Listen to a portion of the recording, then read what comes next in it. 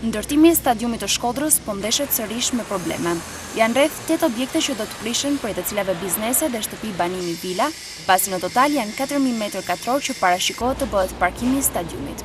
Banorët që do të preken nga vendimi i datës 3 dhjetor 2015 i Këshillit Kombëtar të Territorit kanë kundërshtuar këtë vendim, i cili sipas tyre bie në kundërshtim me projektin e parë. Unë kam me leje me të habit rregullat e tona, edhe me leje ndërtimit. Sot vjenë më thëtë mu që duhet me të prish shtëpia, pse më prish shtëpia, çaj kam bëhu kuj? Janë 4 vila, një lokal edhe i ka pranon 1500 m2, edhe biznese. Një biznes që shko rreth 3 biznese janë. Xhiro vjetore. Biznesi i madh që është Marangozat, që është aty ka 1 milion euro. Janë 17 punëtorë sigurum, 3 punëtorë të lokali jem, edhe të Dro Alumini 3 punëtorë, llogojt e vet 26 familje në rrugë dalin. I bëjmë thirrje kryeministit, në shën hartën e parkimit ose në rast kundër do të ketë një kundërshtim të madh. Noi nga banorët edhe ne kena përshtytje shumë madhe nga ana qytetare.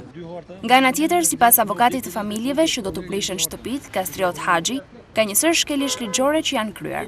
Ka 2 vendime që mbajnë të njëjtin numër, si dhe hapësira prej rreth 4.000 m2, në hartën e fundit është vetëm një gjurmë dhe në të nuk ekzistojnë objekte, çka nuk është e vërtetë. Nuk mund të ketë pra në asnjë rast 2 vendime që mbajnë të njëjtin numërtim, sepse janë të pasbatueshëm njëri kundër tjetrit. Ka ik me lapsus, apo a bëhet qëllimshëm, këtë sigurisht që lën me dyshu, sepse mund të jetë edhe qëllimshëm për të justifikuar që me vendimin e parë numër 1, unë jam legjitimu, kam marrë të drejtat për të ndërtu, edhe tashmë në mënyrë abuzive duke përdorur prap vendimin numër 1 mund të vazhdoj me marrë sipërfaqe të tjera. Mund të jetë edhe një ngatresë. Në vim, hartografia që shëshon vendimin tashmë 3/12/2015 është totalisht abuzive, sepse sparit, megjithëse vendimi vet thotë miratim me kusht i lejes ndërtimit. Pra ky vendim i 3/12 duhet shoqërojë me plan vendosjen e strukturave, me dokumentacionin e lejes ndërtimit, me plotësimin e dokumentacionit teknik ligjor dhe me pagesën e taksës ndikimit në infrastrukturë. Duke konstatuar hartën që e shoqëron këtë vendim, duket qartë që kena të bëjmë me një njollë tërësisht abuzive rreth 4.000 m2, që nuk ka asnjë ndërtim. Nga ana e saj, Bashkia e Shkodrës i ka kthyer përgjigje Ministrisë së Zhvillimit Urban, ku e kundërshton vendimin e prishjes së objekteve të banimit për ndërtimin e parkimit, si dhe i kërkon rishikimin e projektit.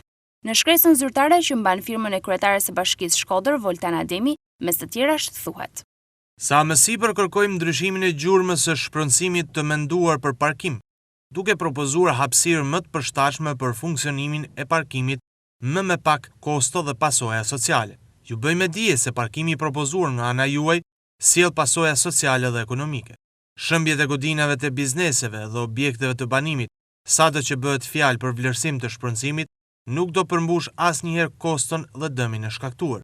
Sikurse parashikohej në projektin e miratuar dhe të bërë prezent në shtator të 2015-s, nuk ishte parashikuar hapësira shtesë për nevojë parkimi.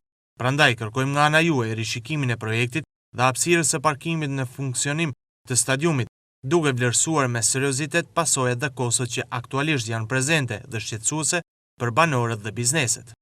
Vetë banorët e zonës kanë paralajmëruar protesta dhe reagime ndaj këtij vendimi të dytë në lidhje me prishjen e shtëpive të banimit dhe bizneseve.